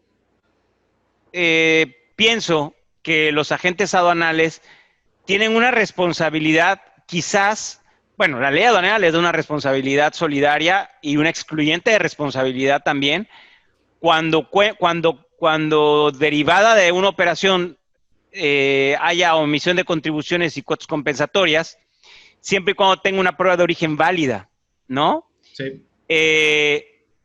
Pero de eso a que el agente aduanal te diga, tu certificación de origen está bien, sí por cuanto a forma, pero por cuanto a fondo me parece que no es una responsabilidad del agente aduanal. No sé, bueno, me parece que no debería ser una responsabilidad del agente aduanal. No sé ahí tú cómo lo ves. Mira, de inicio, vamos a ponernos en los zapatos del agente aduanal. El agente aduanal al final del camino se tiene que cerciorar de que tenga la documentación y los elementos que le establece la ley aduanera para efectos de realizar la operación. Okay. En ningún lado de la ley aduanera te establece que el agente aduanal tiene que ir a revisar al proveedor, al certificador de la prueba de origen. Tampoco te lo dice el tratado. Todavía, a lo mejor por ahí hay alguna reforma de un grupo parlamentario para que la gente aduanal haga eso. Esperemos que no nos estén escuchando y que no les demos ideas en ese sentido, ¿no? Pero bueno, al menos en el marco normativo aplicable de inicio, no se establece que el agente aduanal tenga la obligación de andar de policía o detective cerciorándose del cumplimiento de la regla de origen. En ese sentido, pensando en la posición del agente aduanal, el agente aduanal podría tener elementos para defenderse, para una excluyente responsabilidad, por digamos, el no cerciorarse de que la mercancía cumpliera con la regla de origen. ¿Ok? Me parece que en un momento dado esa responsabilidad tendría que recaer con mayor peso, viéndolo desde la perspectiva de la autoridad, caería con mayor peso en el importador. Okay. Entonces, por eso es que el importador tiene que tener mucho cuidado en este sentido. ¿Por qué? Porque al final del camino, todas las acciones que tome para cerciorarse de que la mercancía cumple con la regla de origen, pues le van a servir como una mitigante de responsabilidad. Puede ser que no tanto una responsabilidad fiscal administrativa, pero sí una penal. Eso. Okay. Ahora, también puede ser que en ese ejercicio que haga de revisar que se cumpla adecuadamente con la regla de origen, si es necesario, a ver, no nos vamos a estar poniendo, también hay que ser francos, no nos vamos a estar poniendo a revisar y a ir a verificar a todos y cada uno de nuestros proveedores, porque a lo mejor es, a ver, me va a salir más costoso y más caro el caldo que las albóndigas, ¿no? Pero a lo mejor sí voy a tener que segmentar de inicio, pues, quién es el más importante, ¿no? Y entonces establezco un tema de prioridad. Pero sí es relevante tener la certidumbre y establecer el mecanismo para que me puedan proporcionar esa información, porque a lo mejor puede ser que yo diga el día de mañana, a ver, yo soy un importador que me preocupo por todos estos temas y además tengo un ejército para mandar a hacer la verificación. Ah, pues sí, pues puede ser que tenga un equipo de 10 personas para mandar de manera inmediata, pero no me abren las puertas en la oficina de mi proveedor, ¿no? Porque no calculamos nada al respecto. Entonces, hay que pensar a lo mejor a futuro. La mayoría de las obligaciones que se establecen en un contrato en cuanto a temas de responsabilidad se establecen a manera de prevención, no tanto por un tema de que las quieras ejecutar. Entonces, solamente es una cuestión de ser preventivo en ese sentido. Ahora pasemos a la parte tenebrosa, si lo quieren ver de alguna manera.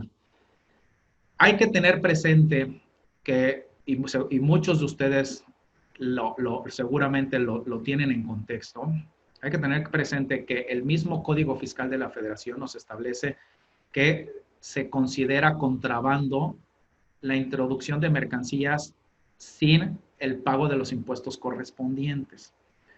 Obviamente puede ser que haya por ahí elementos de defensa porque se liga con algunos otros supuestos, pero de inicio, sí se puede configurar como contrabando que haya una omisión de contribuciones. Ahora, al configurarse como contrabando, pues entonces inevitablemente lo tenemos que asociar con la Ley Federal contra la Delincuencia Organizada. ¿Por qué? Porque se considera delincuencia organizada el contrabando su equiparable. ¿Por qué lo pongo sobre la mesa? Puede ser que en un momento dado la autoridad no tenga los suficientes elementos para subsistir en un procedimiento enderezado por contrabando, pero a lo mejor sí tiene los suficientes elementos para iniciar la acción. ¿Y a qué voy? Pues obviamente yo estoy seguro que el día de mañana ninguno de ustedes, ni sus representantes legales, ni sus accionistas en un momento dado van a querer verse inmiscuidos en un procedimiento de esta índole con la autoridad. ¿Por qué lo menciono? Porque seguramente ya habrán visto en las noticias que hoy en día el Servicio de Administración Tributaria, como parte de su estrategia de fiscalización, está tratando de, digamos, de jalar el gatillo por donde sea posible. Esto implica no solamente un procedimiento de inicio, un procedimiento para cobrar las contribuciones omitidas y las multas y los recargos y las actualizaciones, sino que en un momento dado, como estrategia, ya está detonando también acciones penales. O sea que los que están pagando no están pagando porque tengan mucho billete para pagar. Pues hay que preguntarle a Walmart y a FEMSA, ¿no? A ver qué opinión tienen, ¿no? O sea, sí los están apretando por otro lado. Los están apretando por otro lado con el objeto de poder hacerse de los recursos necesarios, ¿no? Y a lo mejor, dentro de la toma de decisiones de las empresas, pues lo primero que dicen es, a ver, ¿qué probabilidad de éxito tengo para defenderme en caso de un procedimiento, de una acción, el ejercicio de una acción penal por el delito de contrabando? Y a lo mejor no está tan claro, a lo mejor es 50-50, a lo mejor es 60-40, a lo mejor está ahí medio gris la probabilidad de éxito. Entonces, no vas a internar en un hospital a todos los accionistas, ¿no? Definitivamente, no, pues imagínate, ¿no? Entonces, pues eso es parte de la toma de decisiones y a lo mejor dicen, ¿sabes qué? Pues al final del camino, pues me va a convenir más simplemente pagar y llegar a un arreglo con la autoridad para que se desista de la acción con el objeto de ya dejarlo ahí que muera, a tener que estarme peleando hasta las últimas consecuencias y poner en riesgo posiblemente o al representante legal o a los accionistas en caso de que se vayan sobre el accionista levantando el velo corporativo o la protección que le otorga el velo corporativo, ¿no? Entonces, creo que sí hay que tenerlo presente para efectos de ir estableciendo las mitigantes desde ahorita, ¿no? Y entiendo y me pongo en sus zapatos porque lo veo con muchos de mis clientes. En ocasiones la misma operación me orilla a tener que hacerlo de la manera más simple posible y por eso es que yo siempre me he manejado con órdenes de compra. Entonces, yo lo que les digo es, no es necesario que celebremos un contrato por cada compra que ustedes estén haciendo. No, no, no, no. Hay que establecer obviamente una adecuada protección documental, pero que nos permita que el flujo siga siendo a través de órdenes de compra. Y por eso menciono un contrato marco y en un momento dado a lo mejor órdenes de compra que cuelguen de ese contrato marco, pero que su contrato marco sea un traje a la medida, que no lo hayan bajado que no le hayan googleado y lo hayan bajado ahí el primero que se encontraron, porque recuerden, cada transacción, cada mercancía, cada relación comercial es completamente distinta. Entonces, hay que hacer un traje a la medida para que el día de mañana pues tengan las mitigantes y tengan, obviamente, la manera de reclamarle también a su proveedor si es necesario, ¿no? Entonces, yo con esto... Luis, perdón, antes de que... Perdón, regrésate. Digo, concluyo con la presentación, con gusto podemos discutir cualquier otro... No, el tema de quienes fungen como exportadores. Es toda la razón. A ver, el exportador. Ahorita nos enfocamos mucho al tema del importador. ¿Por qué? Porque el importador puede llegar a tener un golpe, lo describíamos como un boomerang, puede llegar a tener un golpe fuerte en caso de que su proveedor en el extranjero, pues obviamente incumpla con sus obligaciones en materia de reglas de origen. ¿Qué pasa con los exportadores? Ojo, exportadores les aplican las mismas obligaciones en el sentido de tienen que asegurarse que su mercancía, si la van a mandar a Estados Unidos y se quieren beneficiar del trato arancelario preferencial, lo primero que tenemos que hacer es cerciorarnos que se cumpla con la regla de origen. Importantísimo que se cumpla con la regla de origen. No es solamente emitir una certificación de origen para que se beneficie mi comprador en el extranjero, no. Esa prueba de origen tiene que tener sustento, acuérdense. ¿Y dónde cobra relevancia esto? A la inversa, mismo caso. Si a ustedes les hacen un procedimiento de verificación de origen y no lo pasan, a quien le van a reclamar de inicio va a ser a ustedes. Su cliente va a venir a reclamarles y los va a demandar y les va a reclamar los daños y perjuicios correspondientes. Pero, algo bien importante, el Código Fiscal de la Federación también establece que en el caso de exportaciones, aquellas exportaciones que se manden calificándolas como originarias en términos de un tratado de libre comercio, como en este caso es el TEMEC, y resulta que incumplen con la regla de origen, es decir, calificaron como originaria una mercancía que no merecía ser calificada como originaria, también se considera como contrabando. Entonces, también se van a poder ir sobre ustedes por haber certificado como originaria una mercancía que no merecía ser certificada como originaria. Entonces, creo que también no es solamente un tema, veámoslo de tres vías, no solamente un tema de que por un lado la mercancía se pueda calificar como originaria para ser atractiva para su comprador. Es un tema comercial, sí. Les ayuda y seguramente les conviene que se beneficie el trato arancelario preferencial porque el costo al final del camino para su cliente va a ser menor. No es solamente tampoco un tema aduanero para efectos de que se pueda presentar la certificación de origen en el extranjero para beneficiarse de ese trato arancelario preferencial. Es una cuestión de incumplimiento al marco normativo mexicano, al tratado, a las disposiciones en materia aduanera, pero sobre todo a lo establecido en el Código Fiscal de la Federación por haber declarado, bajo protesta de decir verdad, porque la certificación de origen eso lo establece, como originaria una mercancía que no merecía hacerlo y entonces en ese momento se está configurando también el delito de contrabando y en ese momento también pueden ser objeto de sanciones de tipo penal. Entonces, me parece que es bien importante hacer el ejercicio de revisar que sus mercancías cumplan con la regla de origen. No es nada más de, ahora sí que al tanteo, ¿no? A ver, si cumple con la regla de origen, pues sí, sí cumple porque la fabrico aquí en México. No, no es solamente de que se fabrica o manufactura aquí en México, es ver que evidentemente ese proceso de manufactura al que es sometida la mercancía, las materias primas que se utilizan en su conjunto, pueden ser al final del camino consideradas como originarias en el producto terminado y entonces se benefician del trato arancelario preferencial. Mi recomendación es revisarlo a fondo. Ok, dos preguntas. Creo que esta la acabas de contestar. Dice Rafael Aguilar si se han establecido únicamente obligaciones y sugerencias para las importaciones a nuestro país. ¿Serían los mismos procedimientos y requisitos si se sugiere un contrato marco también para exportación hacia Estados Unidos y Canadá? Me parece que la respuesta es que sí, ¿no? Sí, ahí lo que añadiría es, obviamente, al ser ustedes los vendedores, pues con más razón yo creo que hay que tener un contrato. ¿Por qué? Porque de entrada ustedes quieren que les paguen. No vaya a ser que de repente haya que ir a cobrar el dinero que no les hayan pagado. Así es. Así como obviamente prever algunas otras cuestiones relacionadas con su producto. Ejemplo, y ahora lo voy a analizar a la inversa. A lo mejor es un producto terminado que está perfectamente posicionado aquí en México. Y tiene una marca perfectamente posicionada aquí en México.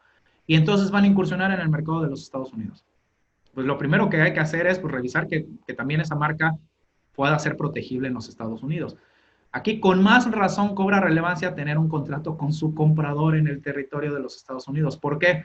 Una, hay que establecerle obligaciones en materia marcaria. ¿Cómo va a posicionar su marca? ¿Cuál va a ser la estrategia de marketing? ¿Qué hacer en caso que detecte en el mercado una mercancía, un producto que tenga una marca similar en grado de confusión? Pero además, este contrato les va a servir para poder ir ante la autoridad marcaria en Estados Unidos para comprobar el uso. Y el uso es bien importante para que la autoridad les otorgue el registro marcario. Entonces, con nuestros clientes eso es lo que hacemos mucho. Obviamente, hacer el screening de que su marca sea viable en Estados Unidos, celebrar el contrato correspondiente para efectos de demostrar el uso y que la oficina de marcas de los Estados Unidos les pueda otorgar el registro marcario. Ese es un ejemplo de las cuestiones que obviamente hay que considerar para efectos del exportador, en adición obviamente a que les paguen, ¿no? Pero sí, la recomendación también es que celebren su contrato de compraventa, de suministro, de distribución, de las características que más se acerquen a la relación comercial que van a entablar. Ok. Nos pregunta Eduardo Escobar, ¿el contrato se firma en México o en el extranjero? Y dice esto para efectos de ciudad y país descrito en el contrato al final del mismo. Aquí me gustaría, a reserva de lo que seguramente ya vas a comentar, que platicara sobre lo que vimos de las firmas electrónicas de los contratos. Sí. Aquí ahora sí que depende. Al final del camino da igual dónde se establezca el lugar de firma del contrato. Lo relevante es el derecho aplicable y el foro de solución de diferencias. ¿Por qué? Porque incluso lo podemos celebrar, si quieren, en Tailandia, en la playa, pero lo relevante es... Estás muy romántico, Luis, la playa, la luna de miel, ¿qué onda contigo? Vaya, yo creo que... El calor de aquí de Veracruz. Las ganas de salir de viaje. Las ganas de salir de viaje que nos ha traído esta cuarentena. Síguele. No, pero sí, lo pueden firmar donde quieran, incluso en el café de la parroquia. Que más les guste aquí en Veracruz, pero lo importante es establecer el derecho aplicable y el foro de solución de diferencias.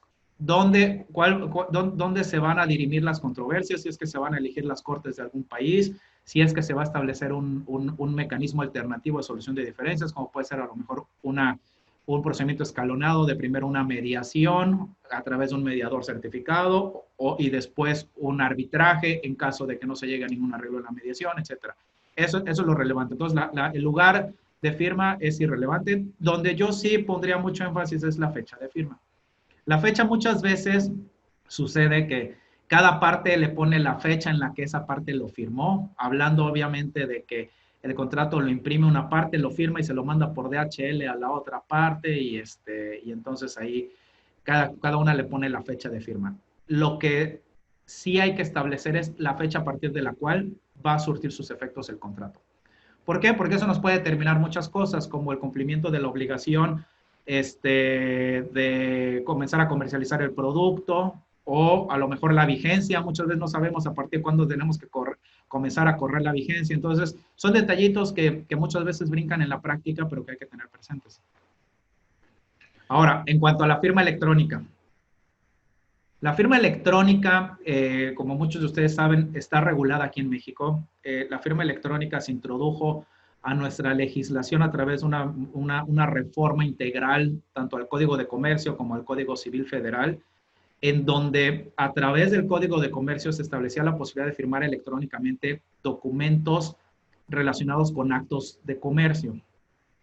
En el Código Civil Federal se estableció la posibilidad de firmar, bueno, no la posibilidad de firmar, más bien, no se establece expresamente la firma electrónica como sí se establece en el Código de Comercio, pero se habla de un consentimiento por medios electrónicos. Entonces, de alguna manera, sí está prevista en nuestro marco normativo. ¿A qué voy con esto? Hay que revisar para efectos de si pueden firmar electrónicamente el documento, pues obviamente que cumplan con las características que establece la legislación para considerar como válida la firma electrónica. Y además hay que checar el derecho aplicable. ¿Por qué? Porque puede ser que a lo mejor, pues sí, aquí en México es reconocida la firma electrónica, pero a lo mejor firman un contrato con un proveedor de un país en donde no se reconoce todavía la firma electrónica. Y además el derecho aplicable al contrato, pues es de un país donde tampoco se reconoce la firma electrónica. Entonces, como que hay que tener presente todas estas circunstancias.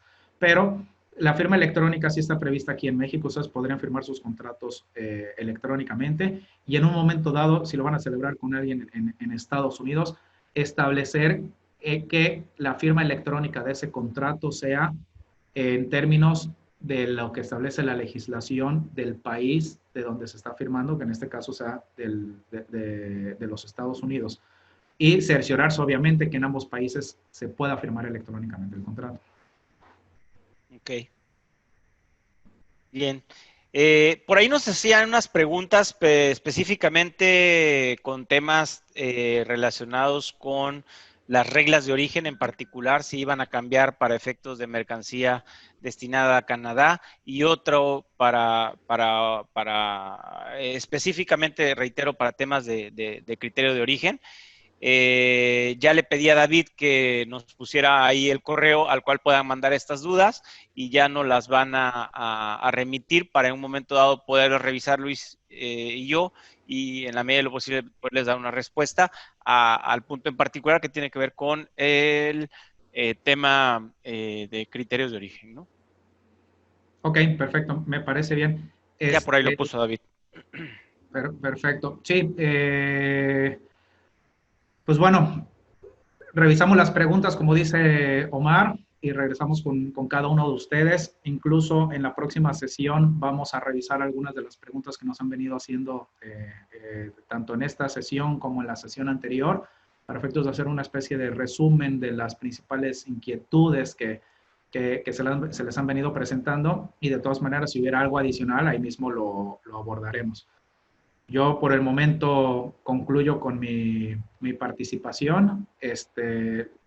Le cedo la palabra a Omar. No sé si hay algo más que quisieras añadir.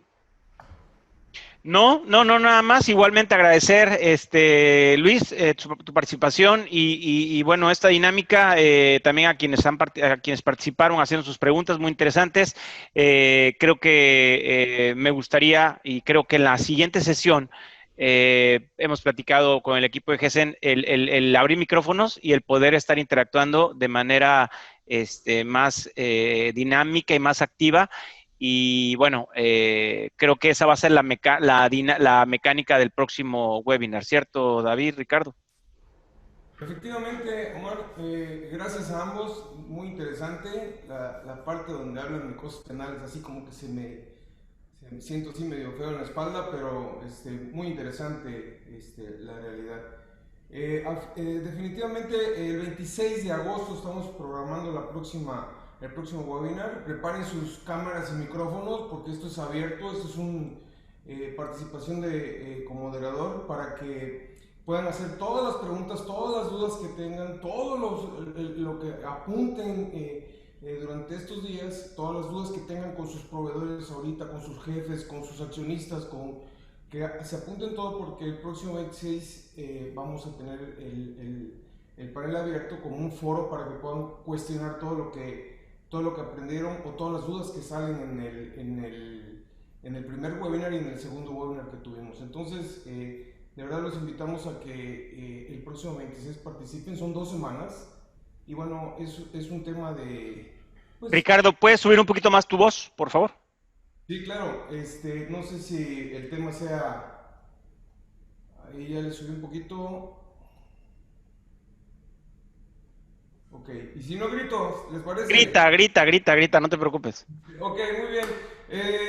Entonces, nada más recordarles que el 26 de agosto apunten todas sus preguntas para que por favor puedan participar en el foro abierto con cámaras y micrófonos abiertos para que puedan participar todos y conjunten todas las preguntas que puedan hacerle aquí a nuestros asesores. Por nosotros nos resta más que proceder con un pequeño obsequio que tenemos por ahí con ustedes. Es una pequeña rifa, es un regalito, aquí lo tengo. Ahorita que está en tiempos de este tipo de webinars y de cosas electrónicas, son unos audífonos, son padres. Ahorita le vamos a ceder la cámara a Neri, nuestra colaboradora que está por ahí, para que nos ayude a hacer la rifa. ¿Les parece? De todos los que están actualmente participando, si se salieron y se la perdieron, ni modo. Pero bueno. Ni modo. Lo bueno que los panelistas, oye Ricardo, lo bueno que los panelistas nos quedamos hasta el final también para participar. Participan. Neri, ¿estás por ahí, Neri? Sí, buenas tardes, ya vamos a empezar. Me parece perfecto. Les comento a todos los asistentes que esta es un sistema que dilata un poquito de tiempo. Échale a andar, Neri. ¿Está funcionando? ¿Tú lo ves, David? Yo creo que apenas lo está configurando, ¿no? Bueno, muy bien.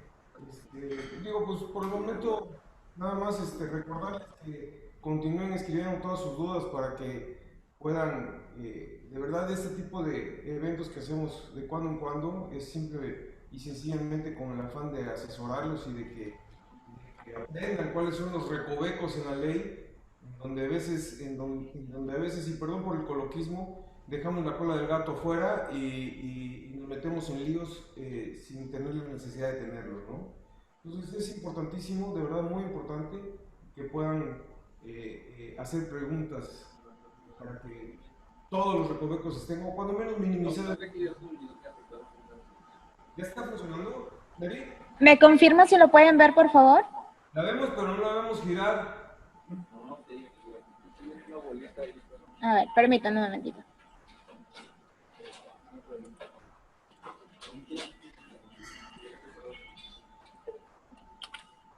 Nos tiene genérico en la boca. Perdón, ahí va, ¿ya? No. No sé si estés compartiendo otra ventana, Neri.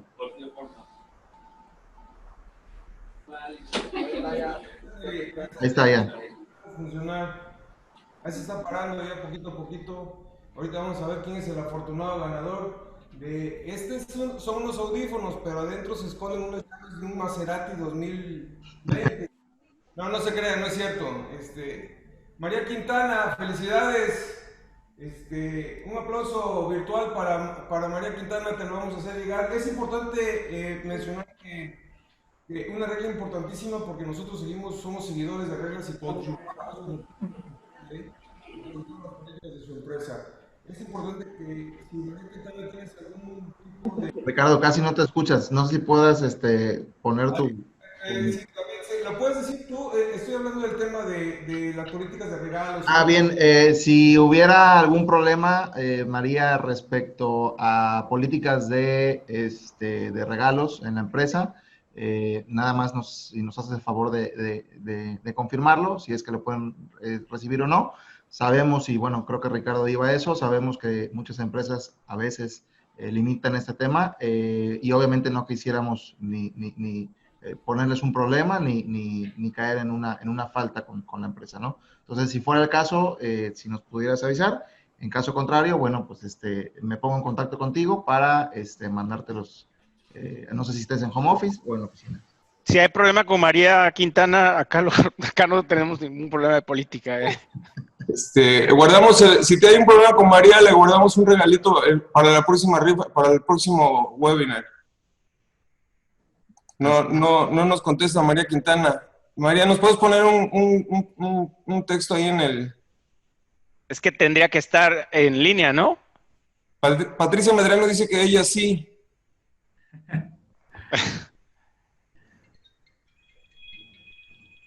No sé, ¿no estás por ahí, María Quintana? Yo no la veo que esté firmada, ¿eh? A ver, María Quintana. Y ya se fue María, se enojó, yo creo, de que se ganó. María Quintana no está en línea. No está en línea. Neri, ¿no quieres volver a correr la ruleta, por favor? Sí, claro, repetimos.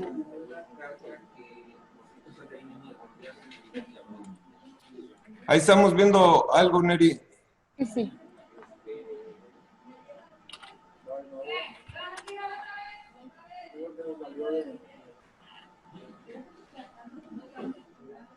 Órale. Ah, mira, esa no la vimos hace rato. Ese no lo vimos hace un rato. A lo mejor por eso se enojó María. Posiblemente.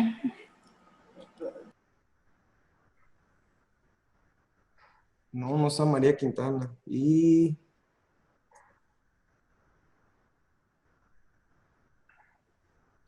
vamos a ver quién es ahora sí el afortunado.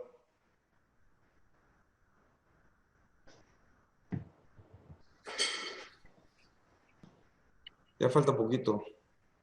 ¿Ahora sí me escuchan bien? Sí, ya, perfecto. Ahí se paró, ¿no? ¿Se paró, Neri? Magdalena Torres. Magdalena Torres, a ver, Magdalena. Sí, ahora sí está Magdalena. Mándanos un mensaje en el chat, Magdalena. Sí está. Sí está. Contacto, yo le marco, con mucho gusto. Aquí está en el chat. Ahí está, y Omar, ya lo hicimos de nuevo, Omar. Sí. Para que nos confirme Magdalena si lo puede recibir y si no, pues...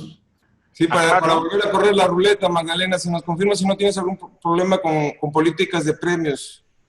Sin problema, dice. Muy bien. Listo.